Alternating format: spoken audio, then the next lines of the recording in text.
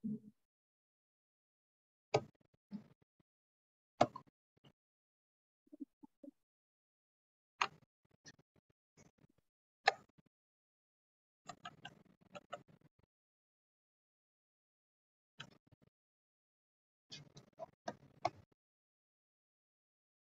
kelihatan, Pak? Oke, siap. Oke, selamat sore. Assalamualaikum warahmatullahi wabarakatuh. Eh, Perkenalkan, nama saya Rifki Imanto. Saya Sistem Arsitektur Expert dari Schneider Electric. Hari ini saya akan membawakan tema tentang Industrial Automation Technology Disruption. Jadi selama ini kita pakai teknologi automation ini sebenarnya teknologinya kurang lebih gitu-gitu aja ya. Sampai di satu titik teknologi IT semakin berkembang luas, kemudian semakin dibutuhkannya data dari sisi operation teknologi.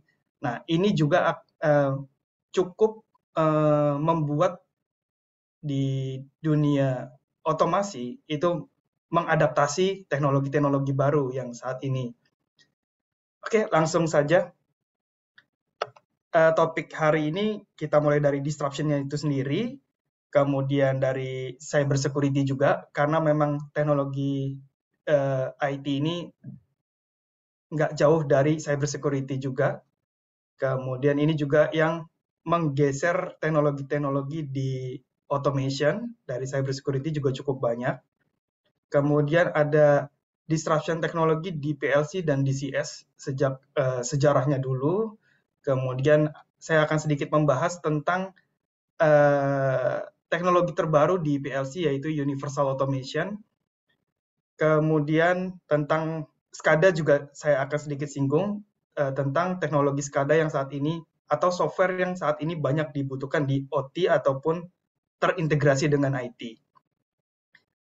Dan yang terakhir nanti akan ada tentang sedikit industrial software yang banyak dipakai di OT seperti augmented reality dan lain-lain.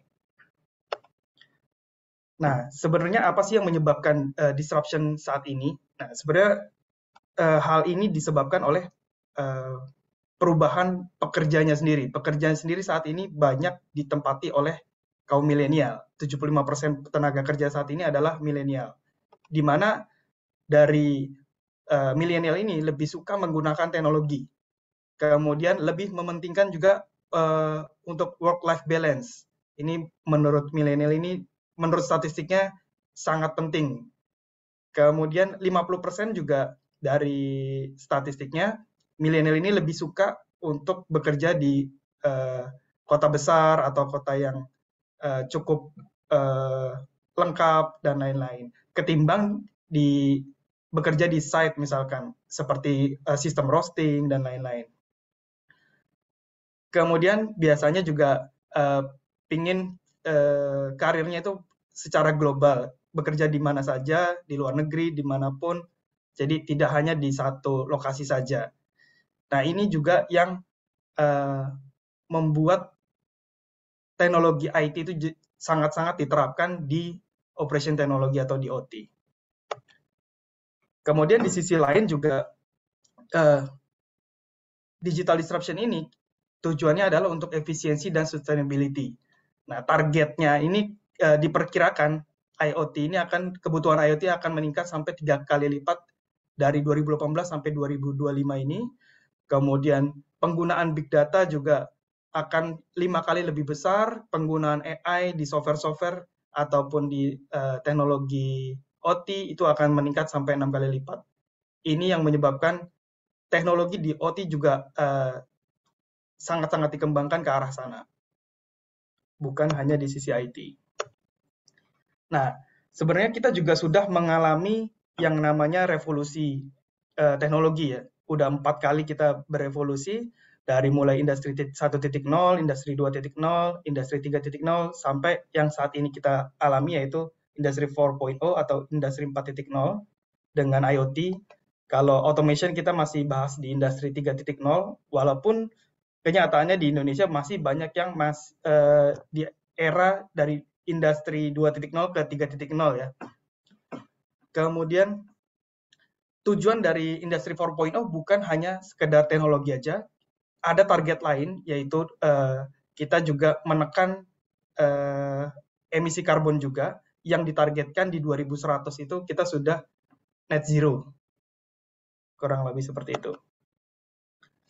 Nah, kemudian komponen-komponen yang bisa kita katakan jadi komponen utama di Industri 4.0 atau di disruption of technology, yaitu ada data analytics, kemudian ada wireless teknologi seperti LoRa dan lain-lain, cloud computing, kemudian IoT sensor yang saat ini juga jauh lebih terjangkau ketimbang di beberapa dekade sebelumnya.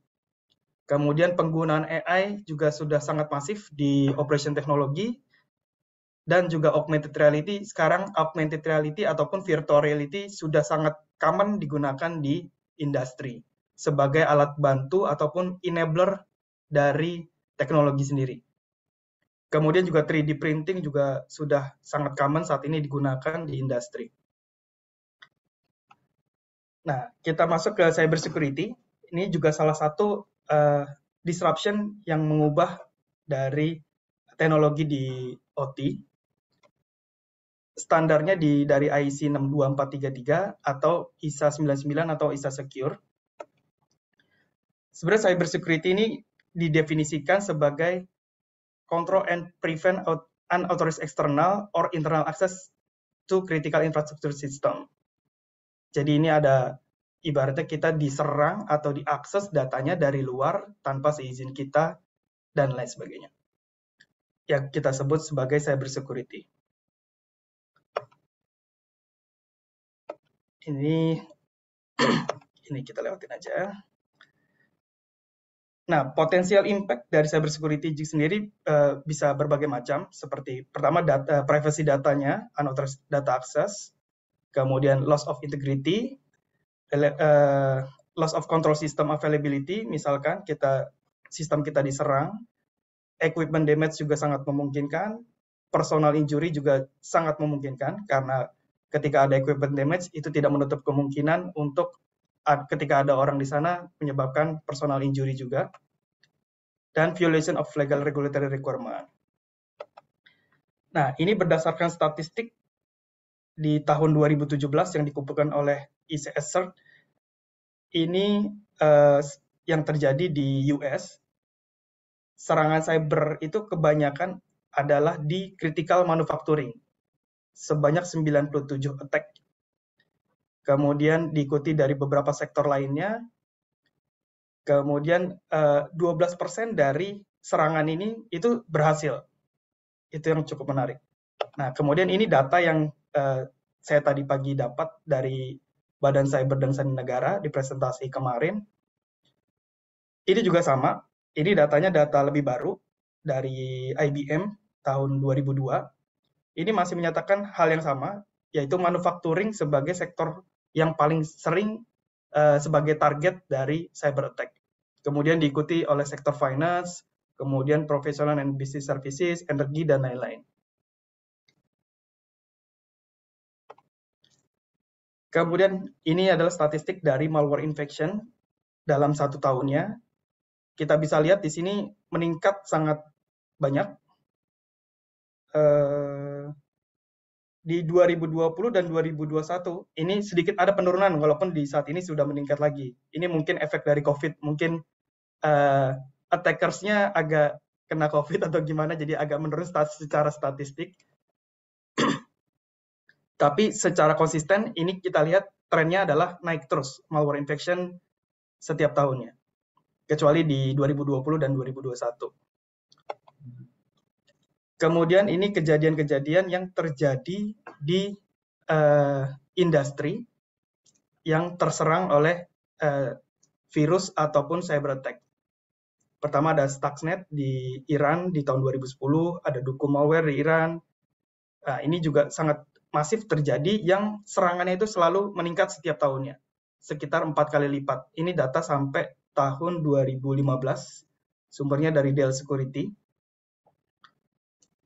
Kemudian di tahun 2016 juga sudah ada yang namanya First PLC virus. Nah, ini virus pertama yang dibuat untuk menyerang PLC. Kalau yang sebelum-sebelumnya biasanya infeksinya adalah di sisi PC atau personal computer ataupun di Windows yang kemudian mengganggu kinerja PLC. Kalau yang di 2016 ini, dia lebih langsung direct menyerang ke PLC-nya sendiri. Karena di PLC sendiri juga sudah menggunakan operating system, dan operating systemnya juga sudah mulai open, jadi semua orang bisa mencoba-coba. Nah, dari situ muncullah virus yang pertama ini. Nah, kenapa cybersecurity ini matters di industri? Nah, ini juga data-data serangan dari ransomware. Di tahun ini juga ada salah satu perusahaan mining di Indonesia juga terkena ransomware, di mana data-data servernya hilang semua, license untuk enterprise software-nya juga banyak yang hilang, virtual mesinnya banyak yang hilang juga, dan sangat berimpact. Ini data lain di Cadbury di Mondelez, dia terjadi serangan di tahun 2017. Kemudian ini hasil hitungan mereka, revenue-nya di Q2-nya turun sampai minus 3%. Nah, dari cyber security ini, antara IT security dan OT security sebenarnya kebutuhannya sama, tapi prioritinya yang berbeda. Kalau di OT, kita biasanya lebih prioritaskan adalah availability, integrity, dan confidentiality. Nah, sedangkan dari sisi IT, ini biasanya lebih confidentiality-nya lebih tinggi, kemudian integrity, baru availability-nya. Ini yang sedikit menjadi gap antara security di sisi IT dan security di sisi OT. Nah, untuk itu di IEC membuat standar baru untuk level OT, yaitu IEC 62, ISA 99 atau ISA Secure. Dan organisasi-organisasi security lainnya juga cukup banyak, termasuk Schneider juga ikut support di sini. Jadi di sisi hardware saat ini kebanyakan vendor-vendor itu sudah bergabung di organisasi ini, kemudian device-device yang dibuat oleh vendor itu sudah support dengan kebutuhan IC 62433. Nah, itu tadi sekedar introduction mengenai disruption yang saat ini menggeser teknologi dari PLC. Sekarang kita masuk ke PLC-nya sendiri dan DCS juga, teknologi DCS dan teknologi PLC. Nah, jadi PLC ini pertama kali ditemukan itu di tahun 1968 oleh Richard Morley. Kemudian diberi nama Modular Digital Control atau disingkat Modicon, yang saat ini di perusahaannya diakuisisi oleh Schneider Electric, Modicon-nya. Ini kita sebut first quantum leap in digital automation control.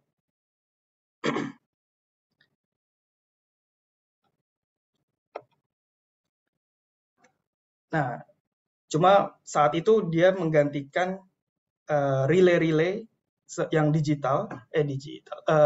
logic relay digantikan menggunakan PLC agar lebih compact, kemudian kapasitasnya lebih banyak yang bisa dihandle dan lain sebagainya, lebih ke efisiensi. Kemudian setelah 1968 itu semua teknologi berkembang, kebutuhan semakin meningkat juga, yang saat ini kita lebih banyak membutuhkan data dari PLC bukan hanya sekedar on-off saja, kita juga butuh data analog juga dan lain-lain. Nah, saat ini juga dari sisi PLC ataupun controller juga sudah lebih ke arah software centric automation dengan teknologi yang terbaru yaitu dari IC 61499. Nanti saya jelaskan di slide berikutnya. Nah, ini lebih mengarahkan PLC ini bukan hanya sekedar hardware, tapi lebih ke software centric automation-nya. Kita masih tetap menggunakan hardware PLC, tapi dari sisi software-nya ini lebih mendrive. Kurang lebih seperti itu. Nanti kita lebih detailnya di slide berikutnya.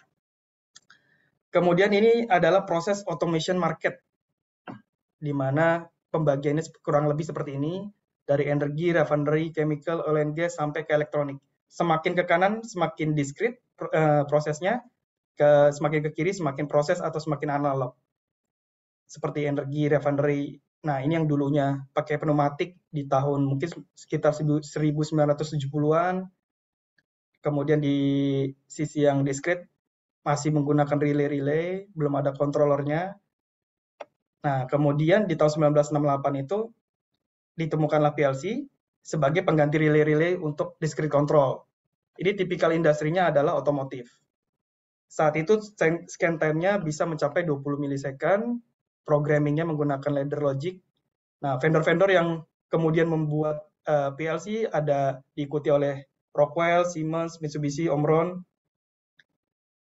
Nah, di tahun 1975 datanglah yang namanya DCS. Ini yang pertama kali membuat dari Honeywell sebagai replacement of pneumatic. Yang tadinya kita kontrolnya menggunakan angin, kita ganti menggunakan kabel analog control. Tipikal industrinya saat itu adalah refinery. Scan time-nya memang lebih lambat dari PLC, tapi sesuai dengan kebutuhan saat itu di DCS, yaitu 100 milisecond sampai 1 second. Kemudian konfigurasi atau programmingnya menggunakan function block. Protokolnya biasanya proprietary. Nah, itu contoh gambarnya. Kemudian diikuti juga oleh beberapa brand lain seperti ABB, Emerson, Invensys. Yang Invensys saat ini sebagai diakuisisi oleh Schneider, jadi bagian dari Schneider. Kemudian ada Yokogawa juga. Nah, saat ini teknologi tersebut dari DCS ataupun PLC ini semakin convergence. Teknologi yang dibawa oleh DCS saat ini bisa di-handle oleh PLC, ataupun sebaliknya. Jadi dari sisi PLC, teknologi yang dibawa PLC, biasanya DCS juga bisa menghandle. DCS mulai bisa digunakan untuk market yang kecil-kecil. Karena memang secara teknologi hardware-nya, DCS dan PLC kurang lebih sama. Nah, jadi kurang lebih market share-nya semakin berkompetisi antara DCS dan PLC. Ini juga yang menjadi disruption di teknologi controller. Nah, ini contohnya kalau di Schneider kita ada PLC, ada high-end PLC, ada DCS yang kurang lebih memang bisa digunakan pada saat yang sama. Cuma memang kalau misalkan kita menggunakan DCS, kapasitas yang bisa dihandle jauh lebih besar. Nah, ini kalau menggunakan DCS. Secara arsitektur kurang lebih sama, yang dihandle pun sama. Maksudnya yang dihandle sama adalah ininya, barang-barang yang dihandle, misalkan instrumen, variable speed drive, MCC, dan lain sebagainya. Nah, tadi saya sempat singgung mengenai IC 61499.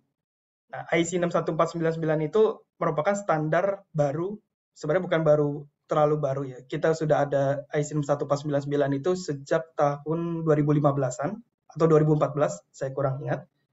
Nah, saat ini ada organisasi yang menaungi IC 61499 tersebut. Jadi kalau yang sebelumnya kita di PLC itu standarnya menggunakan IC 61131 strip 3 atau 61131. Nah, ini agak sedikit berbeda. Kalau di sana IC 61131 itu cyclic processing, jadi PLC-nya bekerja berdasarkan cyclic. Di IC 61499 ini PLC bekerja sebagai event driven. Mirip dengan teknologi di IT. Biasakan kita bikin program di sebuah PC, itu biasanya event driven untuk kerja proses dari software tersebut. Apa itu IC 61499 atau Universal Automation? Nah, ini salah satu kelebihannya adalah interoperable dan portable. Salah satu yang digadang-gadang ini, si Universal Automation ini, dia membuat standar menggunakan IC 61499. Standarnya ini bisa dipakai di beberapa hardware. Kemudian ketika kita programming di satu hardware, kemudian hardware-nya tidak cukup, kita bisa pakai hardware lain untuk sebagai tambahannya ataupun penggantinya. Jadi hardware-nya tidak harus brand yang sama, bisa portable ke brand apapun, bisa ke PC, bisa ke hardware PLC beneran, bisa ke Windows base, bisa ke Linux. Nah, ini salah satu yang menarik dari Universal Automation ini. Kemudian ini juga digadang-gadang sebagai Industry 4.0 enabler karena lebih natif sebagai integrasi ke IT untuk digitalisasi. Nah, ini saya ambil slide-nya dari website-nya universalautomation.org. Jadi dia men-share runtime engine untuk PLC-nya, semacam firmware-nya, ke brand-brand yang bekerja sama dengan Universal Automation ini. Nah, ini penjelasan tentang IC 61499-nya. Nah, ini brand-brand yang sudah bergabung di Universal Automation. Salah satunya Schneider Electric juga, kemudian ada beberapa university, ada IPC supplier seperti Advantech, ada OEM seperti Willow, ini buat produsen pompa, kemudian ada Yokogawa juga sebagai automation system supplier, dan ada beberapa end user juga, dan sistem integrator. Organisasinya ini kalau nggak salah baru sekitar 2 tahunan, baru berdiri, 1 atau 2 tahunan. Jadi teknologi ini benar-benar baru diterapkan. Tapi untuk di level university atau di akademisi, mungkin IC 61499 ini bukan hal yang baru, karena sejak beberapa tahun sebelumnya saya juga sudah sering komunikasi sama akademisi yang sudah memakai IC 61499 sebagai risetnya. Kenapa menggunakan IC 61499? Karena dia menggunakan software open source. Kalau yang biasa dipakai Fordiac dari Eclipse. Nah, ini juga software yang serupa dengan yang ditawarkan oleh Universal Automation ini.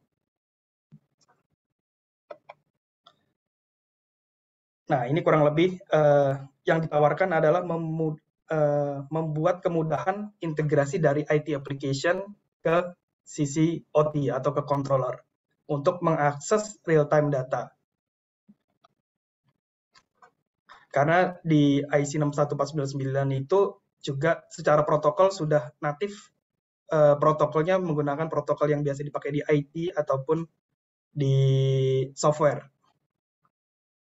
Misalkan Office UA ataupun MQTT ataupun pakai JSON dan lain sebagainya. Nah, kemudian juga implementasinya tidak mengikat vendor hardware.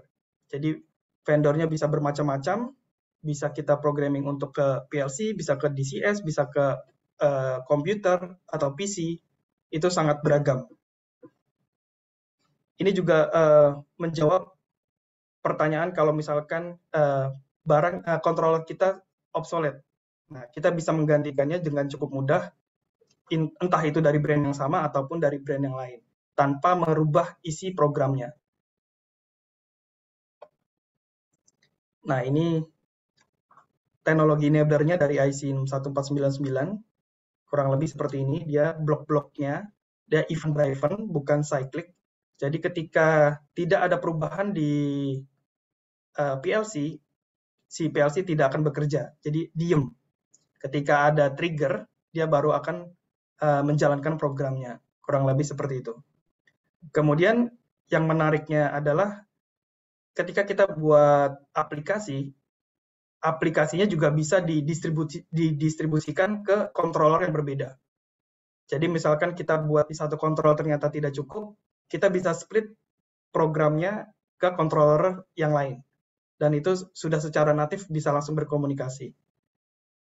Itu salah satu yang menariknya. Jadi tidak, misalkan kita kalau di IC 61131 ketika kita programming di satu hardware, kemudian penuh memorinya atau load-nya, itu mau nggak mau kita mesti upgrade controllernya ke yang level lebih tinggi atau yang memori kapasitasnya lebih besar, atau programnya dipisah ke controller lain, kemudian kita create communication lagi. Cukup repot kalau di IC 61131. Sedangkan di IEC 61499 ini sudah seamless. Nah, ini juga salah satu yang digadang-gadang dari Universal Automation tadi. Dari OT World-nya konservatif, slow moving, proprietary, closed hardware dependent, real time, cyclic, deterministic. Ini perbanding dari IT World yang event driven, kemudian open source, kemudian lebih cepat, adaptif dengan teknologi, dan lain-lain. Ini yang kadang-kadang digabungkan ke antara IT dan OT. Ini tadi sebenarnya saat ini sudah ada di berikutnya, cuma ini versi Schneider-nya, yang tadi versi Universal Automation-nya. Jadi ini tidak ada lock ke vendornya, tidak ada proprietary hardware kalau di Universal Automation. Sedangkan kalau di traditional PLC atau automation biasa, itu biasanya kita terikat oleh si vendornya. Software yang kita pakai hanya bisa digunakan untuk hardware di vendor tersebut. Sedangkan kalau yang Universal Automation, kita tidak tergantung dengan hardware-nya. Ini contoh yang lainnya, kita juga bisa mendeploy program kita ke beberapa platform, bisa itu berupa PLC, PC, ataupun field device, seperti ini. Ini contohnya ada variable speed drive, dia punya kemampuan untuk menyimpan logic. Nah, ini kita bisa deploy logic PLC ke dalam field device ini, ke variable speed drive. Jadi dia bisa menggantikan PLC. Ataupun kita memang kita deploy ke PLC beneran. Bisa juga kita mendeploy program yang kita buat, program yang sama, kita deploy ke HMI misalkan, ke HMI panel, ataupun ke PC base, atau mini PC, atau industrial PC. Ini salah satu yang menariknya. Nah, di Schneider sendiri juga, karena sudah mengadopsi Universal Automation, Schneider juga merilis software yang namanya EcoStruxure Automation Expert ini, sebagai adaptasi dari Universal Automation.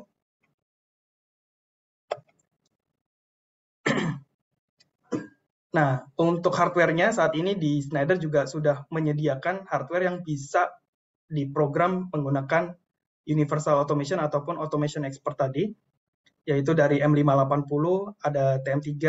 Ini sebenarnya hardware existing yang menggunakan IC 61131, cuma firmware-nya dirubah jadi menggunakan Universal Automation.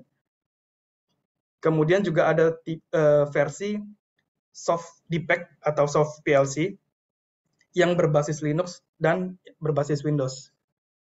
Jadi misalkan kita punya project, kemudian projectnya CPU-nya belum datang karena masalah delivery, kita bisa menggunakan PC sebagai temporary solution-nya untuk menjalankan running program dari si program PLC tersebut. Oke, itu sedikit tentang IC 61499 dan Universal Automation. Selanjutnya kita masuk ke SCADA. SCADA evolusinya dari tahun ke tahun yang menjadi disruption saat ini juga. Nah, ini sejarahnya SCADA yang dari 1987, Human Machine Interface, ini masih Windows berapa ini? Windows 31 atau masih DOS ini mungkin. Kemudian ada Distributed SCADA menggunakan sistem platform di 2003, InTouch, basisnya dari InTouch, kemudian ada Industrial Graphic, gambar-gambarnya sudah mulai menarik, 3D base, dan lain-lain. Dan sampai saat ini yang di tahun 2021-2022 ini, kebanyakan sekarang sudah transisi ke SaaS atau Software as Services ataupun Solution as Services. Jadi SCADA-nya juga bisa ditaruh di cloud, SCADA bisa ditaruh di on-premise, kemudian biasanya tidak mengikat SCADA-nya dengan vendor tertentu. Misalkan dari SCADA dari Schneider itu hanya bisa menggunakan device Schneider, itu tidak lagi seperti itu, jadi sudah agnostik. Kemudian kemampuan untuk integrasi dengan IT juga sudah jauh lebih baik di sisi SCADA.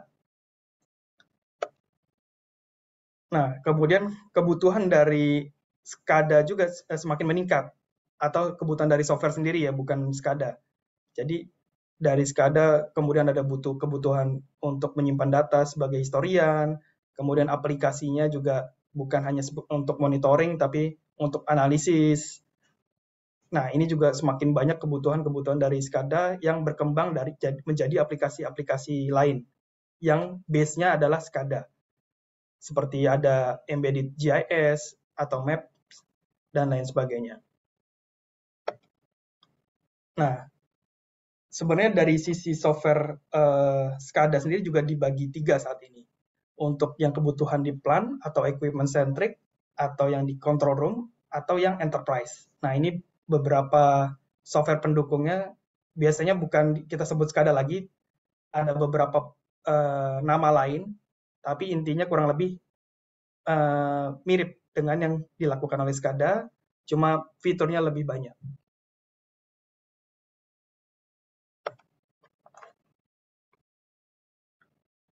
Nah, ini untuk yang level enterprise, ini juga dia sudah mengadopsi machine learning, kemudian 3D modeling, integrasi dengan IT, mengambil data weather, cuaca, kemudian integrasi ke sistem ERP misalkan, itu juga sudah sangat mudah saat ini dilakukan oleh SCADA. Walaupun ini biasanya kita gunakan untuk enterprise level, ini sebenarnya masih base-nya juga SCADA. Cuma kebutuhannya semakin meningkat dan usernya biasanya ada kebutuhan spesifik, misalkan melakukan analisis data dan lain sebagainya. Nah, ini salah satu contoh enterprise SCADA. Kita di AVEVA, ini disebutnya Unified Operation Center. Kurang lebih seperti ini. Dia bisa menampilkan 3D 3D image-nya, digital twin-nya, kemudian menampilkan data dashboard dari ERP, kemudian juga menampilkan data cuaca, misalkan ada impact-nya cuaca kepada sistemnya, dia biasanya menampilkan data cuaca juga, kemudian dari operation sendiri juga dia bisa menampilkan data operation-nya. AVEVA ini adalah salah satu perusahaan software yang diakuisisi oleh Schneider Electric di tahun 2018. Kemudian di tahun 2022 ini, waktu itu diakuisisi sebanyak 60%. Kemudian di tahun 2022 ini diakuisisi 100% oleh Schneider. Tapi tetap AVEVA ini berdiri sendiri sebagai perusahaan software. Nah, ini salah satu implementasi yang dilakukan di ADNOC, di Abu Dhabi National Oil Company, menggunakan Unified Operating Control. Kurang lebih seperti ini. Klaimnya dari ADNOC-nya sendiri, dia bilang early saving-nya sampai 80 juta dolar per run. Ini cukup menarik angkanya nih. Cuma ini klaim dari ADNOC-nya ya. Nggak tahu ngitungnya gimana. Kemudian kita masuk ke topik selanjutnya, yaitu mengenai evolusi dari SCADA sendiri. SCADA itu awalnya yang dari tahun 1970-an itu masih pakai pneumatik. Bisa kita lihat control room-nya seperti ini di sebelah kiri. Nah, semua masih masing-masing instrumen connect ke satu field device-nya mungkin menggunakan pneumatik. Kemudian di tahun 1980 sudah ada yang namanya PC, masih monokrom atau berwarna tapi warnanya terbatas.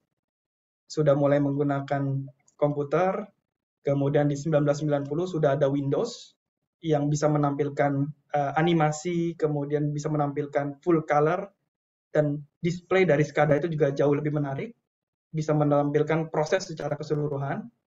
Kemudian di tahun 2000 sudah ada teknologi 3D, kemudian gambar-gambar jauh dibuat lebih menarik, ada gradasi warna, ada shadow, dan lain-lain. Nah, di 2010 ke atas ini, yang menjadi tren atau yang menjadi highlight adalah high performance dari grafiknya. Yaitu kalau di Snyder kita nyebutnya situational awareness, tapi kalau di ISA itu sebutnya high performance graphic. Nah, kenapa disebut situational awareness? Nah, ini sebenarnya filosofi si supaya si SCADA itu ketika dalam keadaan abnormal situation, kita cepat untuk tanggap dan tahu harus melakukan apa untuk merestore si kondisinya ke normal condition. Kurang lebih seperti itu. Sebenarnya dari situational awareness ini bukan fitur di SCADA-SCADA yang saat ini ada, tapi ini lebih ke filosofi aja. Jadi semua orang harusnya bisa, semua brand juga bisa mengimplementasikan situational awareness ini atau high performance graphic. Nah, ini yang HMI atau SCADA yang saat ini ada. Banyak sekali warna-warnanya, 3D dan lain sebagainya.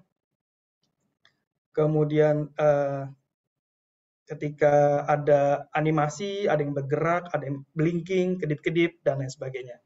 Ini yang terjadi di HMI display saat ini. Nah, ini yang saya sebutkan sebelumnya, ada yang colorful, berwarna macam-macam, blinking, dan lain-lain. Ada yang bergerak-bergerak malah. Kemudian biasanya pindah screen, pindah beda format lagi, cara pewarnaannya beda lagi, mungkin yang buat juga beda, dan lain sebagainya. Ini yang membuat ketika kita melihat itu jadi sibuk atau busy. Kita tidak bisa fokus kepada yang mau kita cari. Dan distracting. Dan yang terakhir, lack context dari efek poin-poin tersebut. Contohnya di gambar ini. Nah, ini agak sedikit quiz nih. Ada yang bisa menemukan gambar Waldo atau Wali ini dalam waktu kurang dari 5 detik. Ini kalau yang berhasil nemuin dalam kurang dari 5 detik, saya kasih kartu nama saya sebagai hadiahnya nih. Jadi ini objeknya ada di salah satu background yang full color seperti ini. Kita disuruh nyari dalam waktu cepat. Nah, ini sangat sulit seperti ini. Apalagi kalau ditambahkan objek-objek bergerak seperti yang saya tambahkan saat ini. Kalau bergerak di layar ya. Nah, ini akan menyebabkan kita tambah sulit untuk mencari objek yang kita cari. Nah, ini adalah si gambar walinya, atau Waldo, atau Charlie. Ini yang kita sebut busy and distracting. Pertama, ketika kita melihat, udah full color, full object, kita akan mencari objek yang kita cari akan lebih sulit. Kemudian ditambah objek-objek bergerak ini, kita jadi terdistract. Ketika mungkin tadi kita sudah sedikit melihat, ternyata gara-gara objek yang bergerak-bergerak ini mengganggu konsentrasi kita tadi, jadi agak lewat. Oke, ada game selanjutnya. Nah, sekarang ada anjing. Kemudian ini adalah hasil tes darah si anjing tersebut. HCT-nya sekian, HGB-nya sekian, pokoknya semua sudah ada angkanya jelas. Pertanyaannya adalah, apakah anjing ini sakit? Tentunya kita nggak ada yang tahu, karena kita di sini mungkin nggak ada yang dokter hewan ya. Nah, dengan angka-angka yang sudah ada jelas seperti ini, kita tidak bisa menyimpulkan apa-apa. Karena kita bukan ahlinya. Ini yang kita sebut lack context. Kita punya datanya, tapi kita nggak tahu artinya. Beda dengan seperti ini. Kalau hasil tes darah tadi, kemudian dikasih range seperti ini kita tahu 31,7% HCT-nya ini berarti range-nya masih normal. Kemudian HGB-nya 10,2, range-nya 8-15. Oh, oke, ini masih normal. Dan seterusnya kita bisa tahu satu persatu, kita baca, dan normal. Ternyata normal ya semua. Nah, ini kita perlu ketelitian juga untuk membaca ini. Pelan-pelan. Beda dengan seperti ini. Ini visual yang kita sebut visual konteksnya. Ini dalam waktu kurang dari 2 detik, saya bisa menyimpulkan kalau hasil tes darahnya semua normal. Karena saya di sini tinggal melihat garis titik ini berada di range normal. Nah, ini yang sebut visual konteks. Ada batas minimumnya, ada batas height-nya, maksimumnya, kemudian ada range normalnya terlihat jelas. Dari sini kita bisa lebih cepat menyimpulkan sesuatu, walaupun kita tadi tidak paham angka-angka tersebut. Tapi kita tahu kalau ini semuanya normal. Dan cepat menyimpulkannya. Kalau dari range yang ada, kita bisa menyimpulkan, tapi kita perlu mikir dulu satu persatu, pelan-pelan. Dengan visual konteks seperti ini, kita jauh lebih cepat untuk menyimpulkan dan menerka, oh ini semuanya normal. Nah, ini contoh-contoh SCADA atau HMI saat ini. Ini yang dirubah menjadi high performance graphic atau situational awareness. Jadi datanya masih ada, kita visualisasikan dengan lebih baik dan memudahkan yang melihat untuk memahami value tersebut. Jadi angkanya ada, kita tahu angka ini normal atau enggak, alarm atau enggak. Ini contoh lainnya di water treatment. Ini yang existingnya kurang lebih seperti ini. Ada full color, ada gradasi warna, bahkan ada gauge-gauge tombol-tombol push button yang seperti di panel. Nah, ini yang cukup mengganggu. Ini kalau di-convert menjadi high performance graphic atau situational awareness. Semuanya serba grayscale. Nah, salah satu yang digunakan oleh si situational awareness ataupun high performance graphic adalah warna abu-abu. Karena warna ini dianggap cukup nyaman untuk dilihat dalam waktu lama. Dan ketika semua dalam keadaan normal, ini dibuat semua warnanya sama, yaitu abu-abu. Tapi ketika terjadi alarm, dia langsung ada warna yang berbeda, seperti yang ini. Di sini di valve-nya langsung dilingkari warna merah, karena ada terjadi alarm mungkin. Nah, ketika kita melihat satu layar ada satu yang merah, kita langsung fokus ke titik merah tersebut, dan kita akan action lebih cepat ketimbang kalau warnanya semuanya berwarna, seperti yang sebelumnya ini.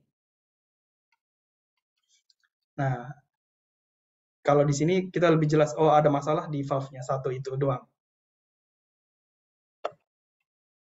Nah, ini contoh-contoh penggunaan high performance graphic tadi, atau situational awareness.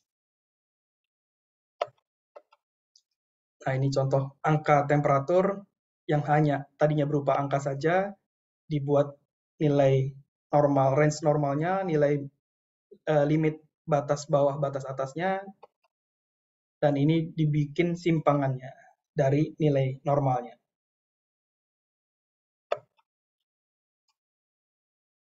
Nah, sebenarnya abnormal situation ini yang terjadi di plant atau di industri biasanya harusnya bisa ditangani, bisa dicegah ditangani oleh si operator misalkan.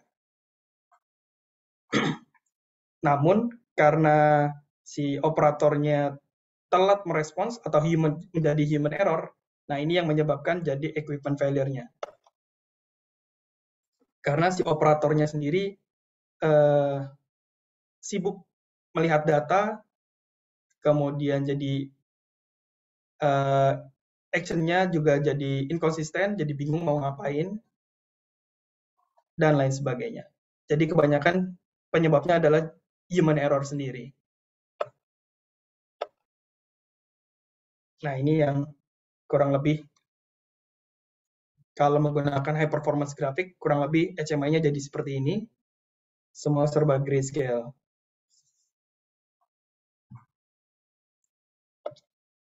Oke, untuk SCADA sampai di situ. Yang terakhir adalah Industry 4.0 software. Di sini teknologi yang saat ini banyak dibutuhkan, yaitu augmented reality, virtual reality, prediction analysis, cloud-based software. Nah, yang pertama di sini ada augmented technology, yang saat ini mungkin beberapa orang akan menganggap ini nice to have. Teknologi yang, kalau kita punya ini bagus, tapi kalau nggak punya ya sebenarnya nggak ada masalah. Tapi sebenarnya dari teknologi augmented ini juga sebenarnya sangat valuable, sangat bernilai. Kenapa? Karena ketika kita memanfaatkan manusia sebagai operator, kita bisa menggunakan augmented ini sebagai teknologi enabler. Misalkan kita masih semi otomatis di plannya, tidak semuanya menggunakan control system atau automation. Si augmented technology ini sangat membantu operator melakukan pekerjaannya. Misalkan untuk training, untuk melakukan prosedur, untuk site monitoring secara real time, dan lain sebagainya. Kemudian juga bisa digunakan untuk dokumentasi, misalkan di sisi maintenance, itu akan memudahkan dokumentasi untuk paperless, panel-panel, dan lain sebagainya menggunakan augmented technology. Jadi sebenarnya untuk augmented ini tergantung sudut pandangnya juga, kita menilainya sebagai nice to have ataupun teknologi enabler. Untuk implementasi dari augmented technology ini juga sudah cukup banyak, malah bisa dibilang banyak banget, karena apalagi di industri manufaktur, ini juga sangat memanfaatkan teknologi ini untuk melakukan training si operatornya, melakukan prosedur, dan penyimpanan data di maintenance. Penyimpanan dokumen maksud saya, bukan data ya. Kemudian selain augmented tadi juga ada teknologi virtual reality seperti yang ini. Ini biasanya kita gunakan untuk yang di sebelah kiri, virtual reality digunakan untuk training operator baru ataupun training melakukan prosedur dan lain sebagainya. Ini yang menggunakan alat khusus. Kemudian yang di sebelah kanan ini sama dengan yang sebelumnya, ini menggunakan mobile device ataupun iPad, tablet menggunakan augmented reality. Kurang lebih teknologi yang sama yang digunakan oleh game yang sempat populer sebelumnya, yaitu Pokemon Go. Dan yang terakhir adalah software prediktif dan SaaS, software as services. Nah, ini juga yang belakangan ini tumbuh sangat pesat. Kebutuhan menyimpan data di cloud itu sangat meningkat saat ini. Di Schneider juga penjualan untuk software cloud-based ini juga sangat meningkat. Kemudian ini kebanyakan masih hanya menyimpan saja di cloud, dimonitoring dari cloud, atau dimonitoring dari manapun, yang belum memanfaatkan datanya menggunakan AI atau machine learning. Nah, biasanya itu nanti di tahap selanjutnya. Di tahap selanjutnya baru mereka mengimplementasikan dari machine learning ataupun AI untuk prediction. Biasanya seperti itu. Nah, kebutuhan akan prediction ini juga sangat meningkat.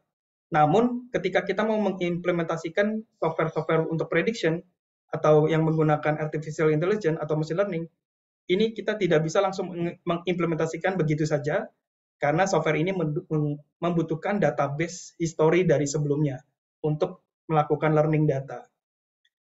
Nah, ini yang membuat kebutuhan akan akuisisi data saat ini dan storage data saat ini meningkat untuk kedepannya digunakan sebagai data di machine learning atau sebagai prediksi. Oke, mungkin itu dari saya hari ini untuk mengenai disruption di teknologi automation dari mulai PLC, DCS, dan SCADA. Mungkin kalau ada pertanyaan, silakan. Terima kasih Pak Riki ya atas paparannya, sangat banyak ini, hari ini ada beberapa item perkembangan teknologi. Saya juga baru tahu nih universal automation. Nah, ini menarik sekali, saya pikir ya, ini ada software-software yang disruptif, hardware sangat bagus sekali menurut saya. Kalau dari end user-nya sendiri sudah mulai berapa lama ini? Khususnya yang mungkin dengan Schneider, ini sudah ada ini apa permintaan ini yang terkait seperti tadi ada universal automation, kemudian ada yang software hardware yang support ke universal automation. Itu gimana itu Pak? Jadi sambil nunggu ya, silakan pertanyaan-pertanyaan. Biasanya pertanyaan banyak, ini masih sepi pertanyaan ini. Tolong silakan ditulis atau angkat tangan juga boleh. Nanti kalau ini sudah muncul. Sambil ini mungkin pertanyaan saya tadi itu. Siapa Ini yang ini? bertanya ini juga ini ahli SCADA ini Pak Yaya Suryana ini. Gini, Jadi dari kalau ya. di Schneider sendiri kita untuk implementasi dari Universal Automation ini kita baru tahun ini di Indonesia terutama. Karena baru tahun ini kita baru ada satu kita sebutnya OEM karena dia sebagai produsen kompresor yang mau mencoba menggunakan teknologi ini. Karena saat ini terutama di Indonesia itu sangat berimpact terhadap krisis semikonduktor. Jadi Oh ya benar. kita mendapatkan PLC sekarang ini sangat susah. Mm-mm. Jadi mau nggak mau kita kasih solusi lain, yaitu menggunakan universal automation tersebut. Jadi ketika barangnya nggak ada, kita bisa pakai alternatif lain. Misalkan kita pakai brand lain ataupun pakai PC sebagai PLC. Nah itu kita baru uji coba satu tempat, baru berjalan mungkin sekitar 3 bulanan ya di teknologi Pakai kompresor. PC ya, bukan PLC, pakai PC ya. Pakai PC Pak. Jadi mini Oh, PC industrial. oh industrial ya. Kalau industrial itu sekelas PLC ya itu ya. Apa karakternya Sebenarnya ini? dia PC biasa, kayak mini PC, tapi dia lebih tahan terhadap temperatur tinggi aja, Pak. Oh, hanya temperatur aja ya. Ini kan selama ini yang dipertanyakan kan reliability-nya gitu. Nah, di reliability-nya mereka punya data reliability, sedangkan kalau di IPC biasa kan, di mini PC biasanya tidak disertakan. Oh ya, Bedanya di situ, makanya Pak. kan kalau seperti PLC yang industrial itu kan mau dipasang, ditancepin, dilepasin suka nggak masalah gitu. Betul, Pak. Nah, kalau di PC kan bisa langsung rusak PC-nya itu. Iya, salah satunya itu juga, Pak. Iya itu nggak tahu ada nggak PC yang apa kalau salah tancap tetap aja nggak apa-apa itu loh. Mungkin kalau ada ya berarti udah industrial beneran. Ini saya bacakan pertanyaan yang muncul ya itu dari Pak Yaya Suryana ya, dari BRIN ini. Yang pertanyaan kedua Pak Wayan ini juga BRIN juga. Izin bertanya, untuk device IoT enable SCADA apakah mendukung interoperability, dan kalau kita desain sendiri harus comply dengan standar yang mana? Oke. Kalau IoT ini sebenarnya standarnya ada beberapa sih. Cuma yang paling umum kalau IoT itu biasanya kita ke protokolnya. Protokol yang paling banyak digunakan di IoT ini saat ini ya, MQTT. Nah, ketika kita punya device, kita create device yang support MQTT, otomatis device kita ini bisa dibaca di software apapun, dimanapun, atau integrasi dengan PLC apapun yang mendukung IoT. Biasanya seperti itu. Biasanya kita gesernya ke protokolnya. Nah, saat ini secara de facto ya, walaupun tidak sebagai standar resmi, MQTT itu lumayan menguasai sebagai protokol di IoT.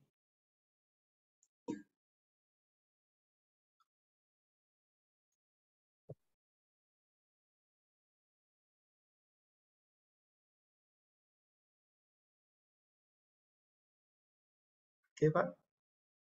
Oh, sudah ada ya? Oke. Kita langsung pertanyaan berikutnya lagi dari Pak Wayan Widiana dari BRIN. Efek apa yang terjadi saat virus menyerang sebuah PLC yang sudah terinstall program dalam sebuah industri, dan bagaimana security yang bisa diterapkan untuk PLC tersebut? Sorry, Pak. Bisa diulangi, Pak, pertanyaannya, Pak? Oh ya, efek apa yang terjadi saat virus menyerang sebuah PLC yang sudah terinstall program dalam sebuah industri dan bagaimana security yang bisa diterapkan untuk PLC tersebut? Oke. Kalau yang sudah terjadi sebelumnya itu di fasilitas nuklirnya Iran itu dia ada mengendalikan dari apa namanya pendinginan reaktornya. Nah, itu yang dikendalikan oleh si virusnya untuk set point-nya itu berubah tidak tidak karuan lah. Jadi set point di dalam PLC itu hilang semua, kemudian berubah atau jadi lebih tinggi. Nah, itu yang akan mengacaukan si equipment-nya yang bisa menyebabkan accident justru setelahnya. Biasanya seperti itu. Tapi itu sisi apa namanya? Sisi virusnya masih di sisi PC di Windows. Dia menginfeksi Windows yang terkoneksi dengan PLC tersebut. Jadi kalau Windows-nya terkena virus tersebut tapi tidak ada PLC tersebut, nah itu tidak ada masalah sebenarnya karena dia nyerangnya lewat Windows. Kemudian untuk cyber security di sisi PLC saat ini sebenarnya cyber security diimplementasikan di PLC itu mempersulit engineer-nya yang mengkonfigurasi sebenarnya.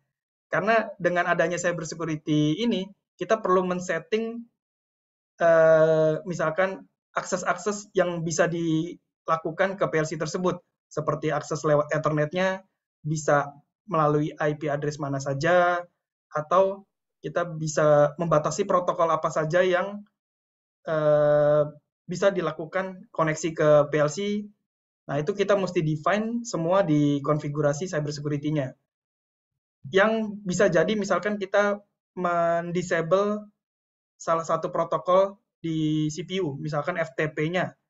Ketika kita disable FTP-nya, mungkin kita ketika mendisable menganggap ini tidak terlalu penting. Tapi ketika mungkin 2 tahun kemudian ada update firmware untuk CPU tersebut, nah ketika yang mengupdate bukan orang yang sama atau mungkin tidak tahu, nah dia ketika melakukan update firmware ini akan mengalami kesulitan. Karena CPU-nya sudah terproteksi. Biasanya juga ada password, username dan password-nya kalau yang sekarang. Sesuai dengan standar dari ISA Secure. Jadi firmware pun sekarang sudah diproteksi oleh username password, tidak bisa langsung ditimpa begitu saja. Akses ke PLC juga sekarang pakai username password, dan lain sebagainya. Nah, itu sebagai tindakan pencegahan dari serangan cyber security, cyber attack. Baik, berikutnya dari Pak Fahri Ramadan. Selamat sore, saya izin bertanya, dalam zaman saat ini modern, apakah dari sisi digitalisasi software, apakah ada jaminan safety dalam malware atau pencegat agar perangkat yang akan digunakan aman dari hacker atau pihak-pihak yang tidak bertanggung jawab? Oke. Nah, kalau ini biasanya kita tidak jaminan itu dari sisi produk itu nggak ada.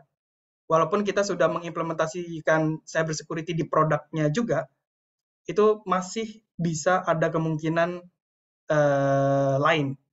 Makanya dari itu dari sisi arsitekturnya juga harus sangat mendukung cyber security. Misalkan dari level OT ke level IT itu biasanya kita batasi dengan firewall. Di sisi IT kita pasang IT firewall, di sisi OT-nya kita pasang industrial firewall. Kenapa industrial firewall? Karena industrial firewall ini spesifik untuk membatasi komunikasi yang protokolnya protokol industrial yang mungkin tidak dikenali oleh firewall di IT. Nah, biasanya spesifik memang untuk kebutuhan di OT, firewall OT. Biasanya kita pakai salah satu brand yang ternama yaitu Tovino dari Belden kalau nggak salah ya, produsennya. Nah, itu juga salah satu produsen dari industrial firewall. Industrial firewall ini memproteksi sampai ke, kalau di OC layer itu ada 7 layer, dia dari layer 1 sampai layer 7 bisa diproteksi. Jadi bisa memfilter protokol sampai ke layer 7. Salah satu kelebihannya industrial firewall. Kurang lebih seperti itu. Jadi dari arsitekturnya juga harus mendukung perlindungan dari cyber attack sendiri, bukan hanya dari produknya saja ataupun dari softwarenya. Kurang lebih begitu, Pak. Baik. Berikutnya dari Pak Khalid ya. Pak, untuk CodeSys bisa tandem sama sistem dari Schneider kah? Terus apa yang harus dipelajari untuk kami pemula, fresh graduate, mahasiswa untuk jago automation dan integrasi antar sistem seperti Bapak? Terima kasih. Pak Rifit, Oke. Tuhan. Sebenarnya CodeSys ini yang salah satu sebenarnya bisa dibilang kompetitornya Universal Automation yang sebelumnya, karena dia udah lebih duluan. Si CodeSys create standar IC 61131 itu. Nah, si Universal Automation ini kurang lebih konsepnya mengikuti CodeSys. Nah, si CodeSys ini sebenarnya juga bukan produsen software yang berdiri sendiri, tapi dia bekerja sama dengan vendor-vendor brand lain, brand-brand pembuat PLC seperti Schneider juga. Jadi salah satu segmen PLC-nya Schneider yaitu PLC Machinery, itu juga softwarenya sebenarnya menggunakan CodeSys. Walaupun dari kita tidak bisa menggunakan CodeSys-nya langsung untuk programmingnya, tapi software yang digunakan di Schneider adalah CodeSys. Cuma ditambahin library untuk PLC-PLC-nya Schneider yang PLC Machinery tadi. Biasanya kita pakai PLC-PLC kecil yang menggunakan CodeSys. Nah, untuk belajar CodeSys ini tutorialnya sebenarnya banyak juga, karena brand-brand lain juga banyak yang pakai CodeSys untuk programming software-nya. Jadi kalau misalkan buka, kalau di Schneider namanya mesin expert software-nya, kemudian membuka CodeSys, itu tampilannya kurang lebih sama. Ataupun buka software brand lain, misalkan dari brand lain lah nggak usah disebut, nanti itu software-nya juga kurang lebih sama. Yang membedakan adalah hardware yang bisa digunakan di situ. Nah, jadi kalau kita belajar dari CodeSys-nya langsung juga sebenarnya nggak masalah. Konsepnya semua sama, cuma beda di pemilihan hardware-nya. Cara programming-nya, cara konfigurasi, lain-lainnya itu semua sama. Jadi bisa download, CodeSys ini free untuk di-download, untuk dicoba-coba. Dia juga punya soft PLC untuk simulator, untuk dicoba di PC. Jadi silakan dipelajari dari CodeSys-nya. Jadi ketika mau implementasi ke brand-nya, misalkan ke Schneider atau ke brand lain, itu sudah paham. Jadi nggak perlu adaptasi banyak lagi, karena software-nya sama. Kurang lebih begitu. Untuk yang IC 61131. Di YouTube juga banyak tutorialnya. Baik. Berikutnya pertanyaan dari Pak Eko Sulistion. Apakah standar IEC 61499 comply dengan IEC 61511 terutama untuk aplikasi SIS? Terima kasih dan salam sehat selalu. Oke, ini pertanyaannya menarik sekali, Pak. Karena IEC 61499 ini saat ini belum comply dengan IEC 61511 atau 61508 mengenai safety. Karena dia baru berkembang untuk low level controller saat ini. Bahkan untuk yang high end controller mereka masih development. Karena memang organisasinya ini baru berjalan sekitar 1 atau 2 tahun yang lalu. Jadi masih berkembang ke arah sana dan belum tahu akan masuk ke safety system atau enggak. Tapi kalau untuk ke high end PLC yang redundant, high availability, mereka yakin akan masuk ke sana, cuma memang masih development. Tapi kalau untuk ke safety, belum ada kabar di roadmap-nya. Kurang lebih begitu. Jadi kita untuk safety PLC atau SIS masih di 61131. Baik, berikutnya dari Pak Dasri. Selain SCADA produk, mana lagi yang sudah multifungsi dan kalau di PLC, item apa yang dikalibrasi? Terima kasih. Oke. Selain SCADA produk yang multifungsi ya, kalau software-software rata-rata sih sudah vendor agnostic.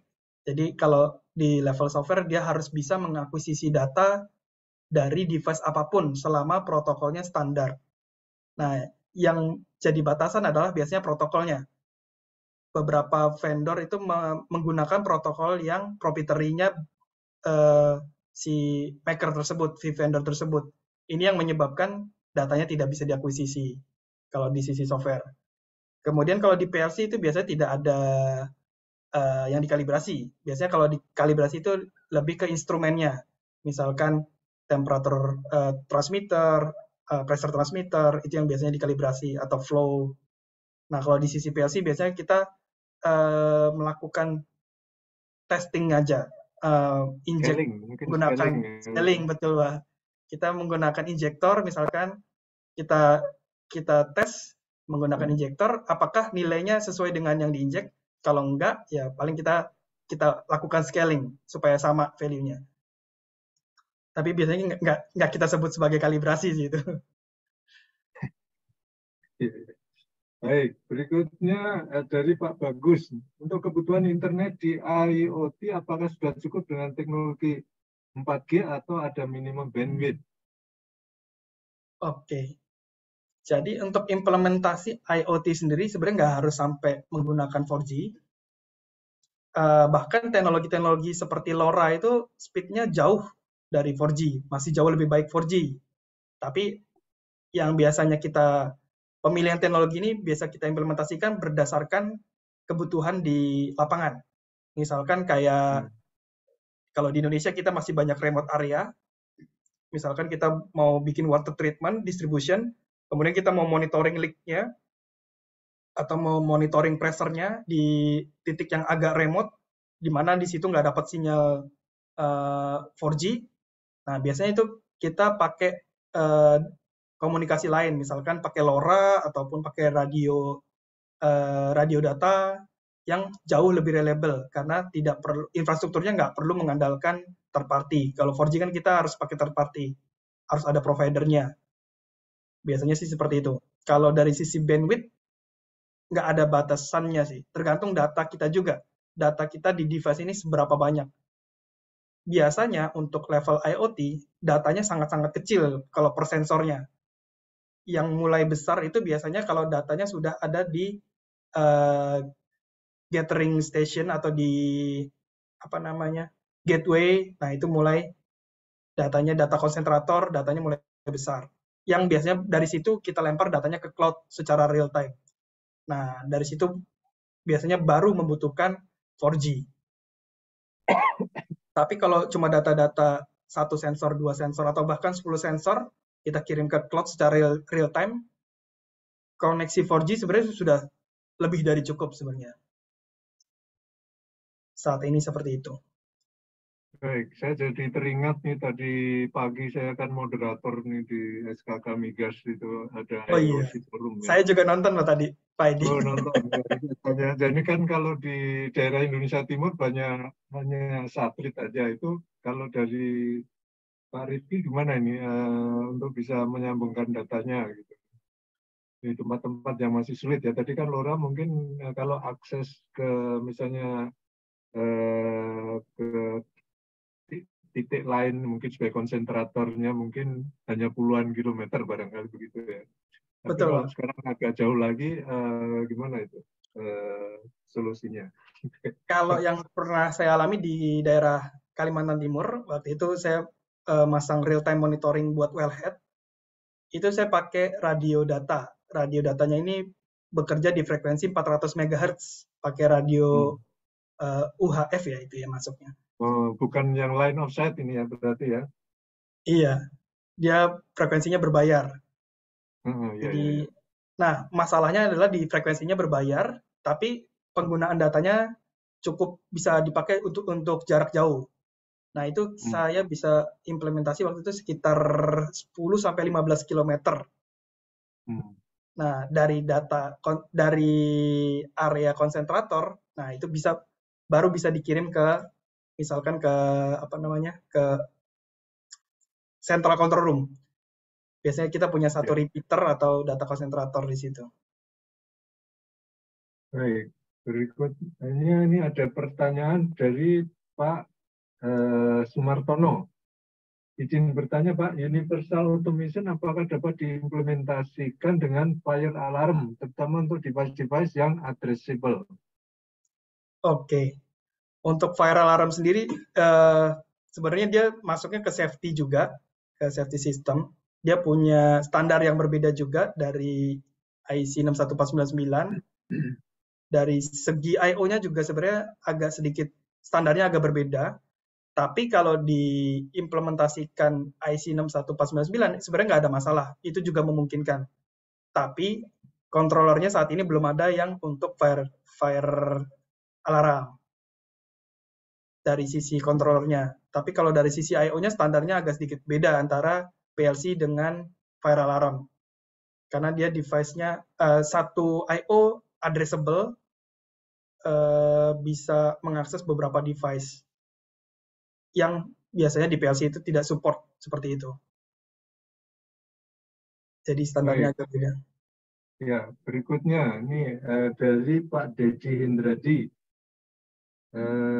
Tampilan dashboard apakah bisa dalam bentuk animasi 3D? Sambil nunggu pertanyaan yang lain ini waktunya masih lumayan. Oke, Silakan. jadi ini tergantung dashboardnya menggunakan software apa nih. Nah, tapi kebanyakan software-software yang saat ini sebagai SCADA itu sudah mensupport untuk integrasi ke animasi 3D. Biasanya karena kebutuhan digital twin tadi, kita ingin menampilkan data visualisasi dari lapangan dalam satu PC dalam bentuk 3D tersebut. Nah, di situ kita bisa menampilkan untuk digunakan sebagai operator training ataupun melakukan visual check secara digital. Di situ kan kita bisa melihat value-value real time-nya juga. Nah, biasanya seperti itu. Walaupun beberapa tahun sebelumnya teknologi 3D itu justru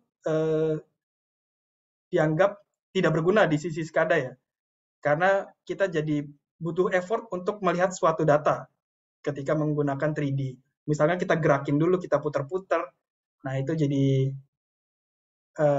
memperlambat kita mendapatkan data ketimbang menggunakan yang tadi situational awareness atau high performance data, high performance grafik. Tapi saat ini 3D tersebut sudah sebagai kebutuhan sepertinya. Karena hampir semua vendor SCADA berlomba-lomba untuk mengenablekan fitur tersebut di SCADA. Baik, ini belum ada pertanyaan lagi. Oh, ini ada pertanyaan muncul nih. Jadi Pak Gunawan Siregar, ini ada 4 pertanyaan. Wah, banyak sekali nih. Pertanyaan pertama ini, kebetulan pernah pakai PDMS AVEVA untuk proyek. Apakah bisa dielaborasi part PDMS mana yang dipakai untuk control room, mengingat PDMS adalah 3D CAD design? Nomor 1 dulu, Pak. Oke, untuk yang nomor 1, sebenarnya saya kurang paham softwarenya untuk yang di AVEVA PDMS-nya. Tapi yang saya tahu, kalau nggak salah dia pakai yang software E3D yang bisa diintegrasikan. Tapi harusnya sih software-software lain juga bisa di-convert ke versi tersebut ya, ke format tersebut untuk ditampilkan di UOC tadi. Baik, nomor 2 nih, bagaimana dengan Smart Plan 3D? Apakah akan diambil Schneider juga? Wah, diambil Schneider. Mengapa Schneider ambil PDMS dan bukan SP? Sebenarnya yang Baik, diakuisisi bukan PDMS-nya. Kita waktu itu akuisisi AVEVA sebagai software company-nya, yang kebetulan di AVEVA tersebut punya software-software untuk engineering, fase engineering seperti PDMS. Tapi fokusnya adalah AVEVA ini perusahaan software, kemudian dari Schneider divisi softwarenya dipindahkan semua ke AVEVA, digabungkan ke sana untuk kolaborasi dari engineering sampai operation dan maintenance. Jadi intinya punya portofolio dari mulai engineering, kemudian operation dan maintenance. Itu yang diharapkan. Jadi bukan dari produknya yang PDMS-nya. Baik, berikutnya ini tadi pertanyaan 2 dan 3 ya. Yang tiga, mengapa Schneider ambil PDMS bukan smart plan-nya? Yang keempat nih, di kilang minyak atau mana di Indo ada dipasang seperti yang di ADNOC? Terima kasih. Oke, untuk di Indonesia sebenarnya baru satu yang implementasi. Sebenarnya tadi ada di presentasi tadi pagi ya Pak Edi. Cuma itu untuk di Pertamina Pusat. Dia untuk mengambil data dashboard dari Pertamina di bawahnya. Selain itu belum ada yang menggunakan UOC tersebut, SCADA level enterprise. Baru satu itu. Karena produk ini juga baru sekitar 2 tahun. Baik, berikutnya dari Pak Fahri lagi nih, Pak Fahri Ramadan. Sore Pak, mau bertanya kembali dalam unit controller. Dalam unit controller programmer tersebut, adakah jangka waktu pengecekan alat yang harus di-maintenance? Dan untuk penerapan dalam gedung hemat energi, apakah bisa diterapkan untuk melihat efisiensi dalam penggunaan energi, termasuk di unit chiller dan energi lainnya? Oke. Untuk yang pertama, pengecekan alat yang harus di-maintenance, sebenarnya ini lebih ke software sih. Kita biasanya punya data dari masing-masing equipment itu punya MTBF ataupun MTTR, mean time between failure. Nah, dari situ kita harus melakukan pengecekan sebelum running hour-nya tersebut. Biasanya seperti itu. Nah, PLC biasanya digunakan untuk meng-counter seberapa lama sudah digunakan equipment tersebut atau alat tersebut. Misalkan kita punya motor fan yang biasa dipakai di building. Nah, itu kita harus tahu running hour-nya berapa, dan kita juga harus tahu MTBF-nya dia berapa hour. Nah, dari situ kita bisa melakukan, bisa berupa penggantian ataupun pengecekan sebelum si fan-nya tersebut rusak, motor fan-nya. Kemudian yang kedua, untuk penerapan di gedung hemat energi, ini juga sebenarnya bukan menggunakan controller ataupun PLC, tapi ini biasanya menggunakan software. Nah, dari software ini kita biasanya collect data, kita kumpulin dulu, kemudian kita lakukan analisis. Sebenarnya beban puncaknya, kemudian beban yang paling sering digunakan itu untuk equipment apa, nah itu kita baru melakukan analisis dari situ. Kemudian kita bisa melakukan penghematan di sisi mana itu dari data tersebut. Nah, jadi yang perlu kita lakukan adalah kita menyediakan software untuk data historinya dari penggunaan energi di gedung tersebut. Jadi bukan menggunakan alat. Dan tidak menjamin juga dengan software tersebut kita bisa melakukan efisiensi. Jadi saat ini kita bisa melakukan efisiensi karena datanya udah ada, kemudian kita bisa menganalisis dari penggunaan energi ini apa yang bisa kita hemat, kira-kira begitu. Baik, berikutnya ada pertanyaan muncul lagi dari Pak Sugeng Wahyudi. Myrer SCADA, adakah dari Schneider dengan produk lain dalam implementasinya?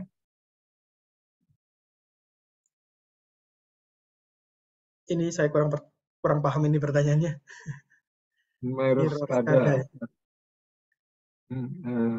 Myrer SCADA. Mungkin ada penjelasan nih. Mirror SCADA. Dari Pak Saya Pak baru Sugeng Wahyudi, adakah tambahan informasinya yang dimaksud dengan Myrer SCADA? Silakan, Pak.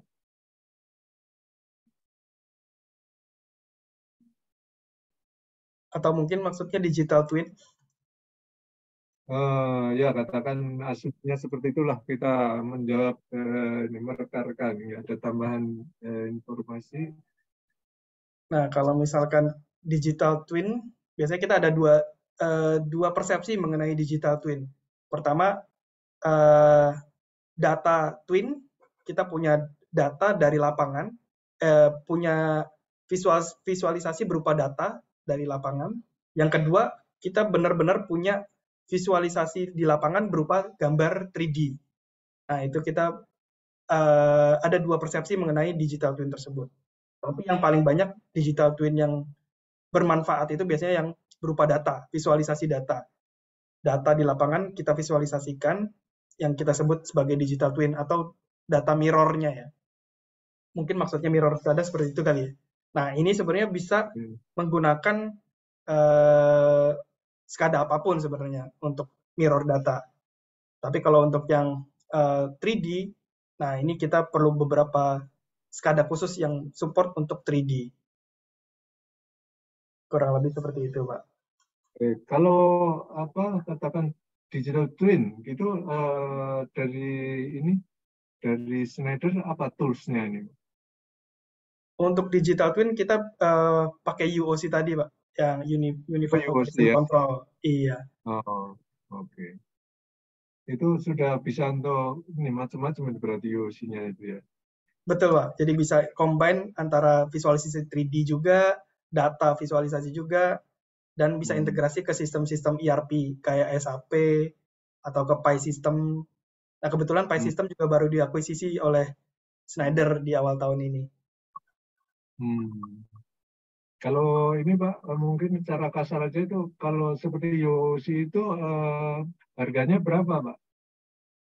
Ini apa hanya perusahaan besar yang tertarik atau mungkin maksud saya itu nggak perlu nilai angkanya sih, tapi kalau harga segini itu mungkin perguruan tinggi juga mampu gitu loh untuk dijadikan tools gitu loh. Nah, gimana nih gambarannya? Nah, kalau UOC ini, kalau dari segi harga sebenarnya memang dia relatif lebih mahal, tapi tergantung fitur apa yang mau kita ambil dari UOC-nya. Misalkan kalau kita hanya visualisasi data aja, dia ada 3 level.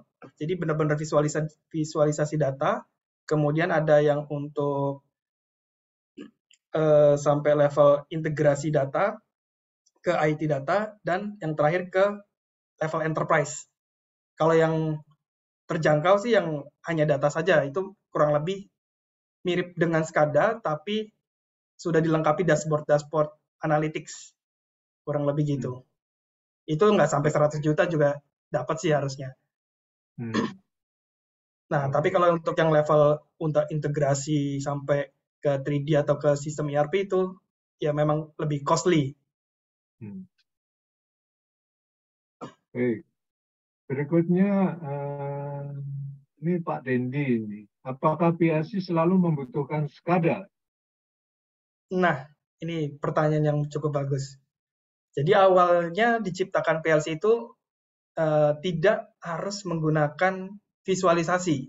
Jadi PLC itu benar-benar otomatis bekerja sendiri. Kita nggak perlu melakukan supervisi. Cuma seiring berkembangnya teknologi dari PLC sendiri, PLC ini digunakan sebagai kontrol yang harus disupervisi menggunakan software ataupun SCADA, seperti halnya DCS. Kalau DCS memang selalu disupervisi, jadi dia harus ada visualisasinya dari yang tadi mulai dari pneumatik dan lain sebagainya. Nah, si PLC karena teknologinya kurang lebih sekarang mirip dengan DCS, ya jadi kita juga membutuhkan data untuk di supervisi atau melakukan kontrol si operatornya. Kurang lebih seperti itu. Jadinya ya saat ini kebanyakan ketika kita implementasi PLC buat proses harus ada SCADA-nya. Tapi kalau PLC yang buat mesin-mesin itu biasanya nggak perlu SCADA karena dia cukup running seperti itu continuous terus-menerus. Paling cuma start dan stop aja. Kira-kira begitu. Baik. Berikutnya Pak Gunawan Siregar lagi nih, baru baca Oxford DCS juga saya baca diakuisisi Schneider. Wah, Schneider kaya. Pernah memakai Foxboro IA ini di Kilangkas Timur Tengah. Apakah advanced process control yang dipasang di Foxboro IA ini juga diakuisisi? Iya, betul. Jadi di Foxboro DCS ini di under Invensys diakuisisi oleh Schneider di tahun 2014. Ini termasuk juga advanced process control-nya, APC-nya. Cuma yang APC-nya ini saat ini ada di Aveva. Kita pindahin ke software business unit di Aveva. Tadi di slide saya juga sempat menyebutkan salah satunya APC.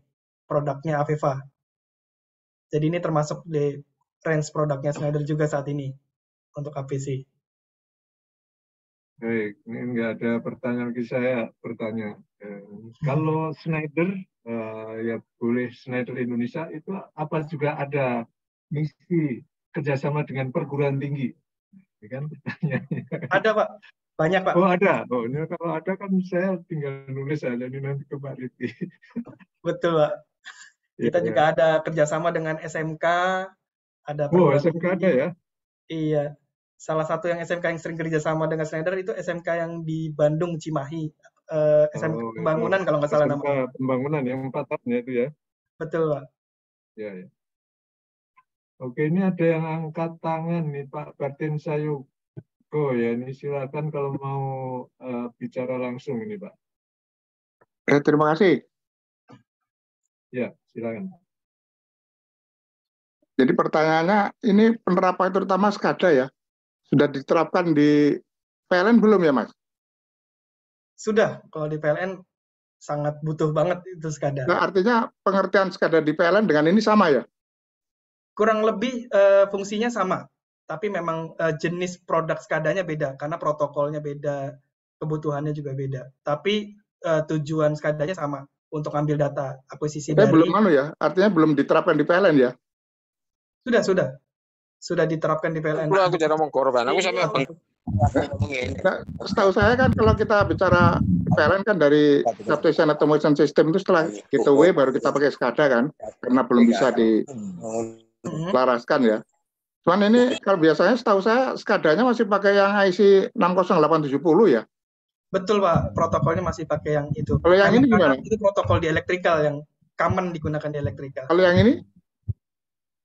Ini lebih ke proses kebanyakan dipakainya. Biasanya ini ada batasan jaraknya nggak ya? Kenapa? Ada batasan jaraknya juga? Batasan jarak nggak ada. Kalau batasan jarak kan ini ada di level hardware-nya. Jadi kalau nggak perlu repeater ya?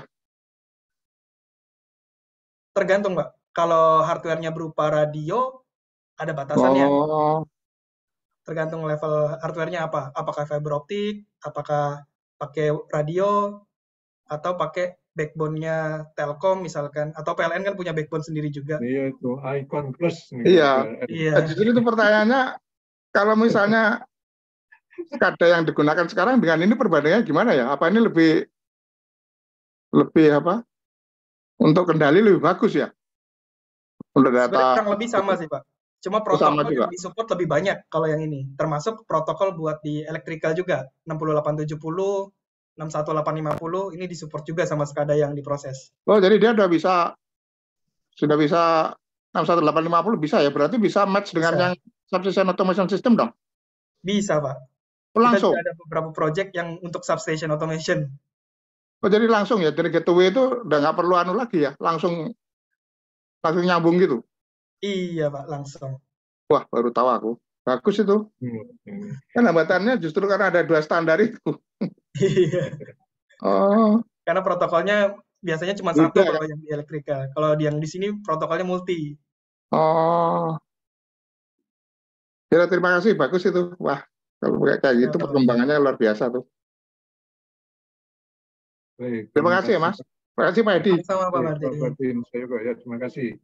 Masih adakah yang mau bertanya? Kalau nggak ada pertanyaan lagi, kita akhiri acara sore hari ini. Baik, kita lanjutkan minggu depan ya. Mudah-mudahan kita bisa ada yang menjadi pembicara webinar kita minggu depan ya. Kita ketemu lagi minggu depan. Mohon maaf kalau ada hal yang kurang berkenan. Sekali lagi, saya atas nama Badan Kejuruan Teknik KPI mengucapkan terima kasih kepada Pak Riki Imanto yang sudah menjadi pembicara, memaparkan materinya tentang Industrial Automation Technology Disruption yang sangat menarik. Kemudian juga pertanyaan-pertanyaan juga cukup banyak. Ya. Terima kasih pada Pak Paulijaya yang sudah menyampaikan seperti momen sore hari ini. Terima kasih pada ibu dan bapak-bapak sekalian yang masih bergabung di acara sore hari ini. Kita ketemu minggu depan. Salam sehat-sehat selalu dimanapun berada, tetap disiplin dengan protokol kesehatan. Terima kasih. Selamat sore. Wassalamualaikum warahmatullahi Terima wabarakatuh. kasih. Waalaikumsalam. Terima kasih ya Mas. Ya, Pak, makasih Pak. Terima kasih. Terima kasih Pak Paul. Pak Edi. Ya, terima kasih. Terima kasih Pak Edi. Terima kasih Pak Idris.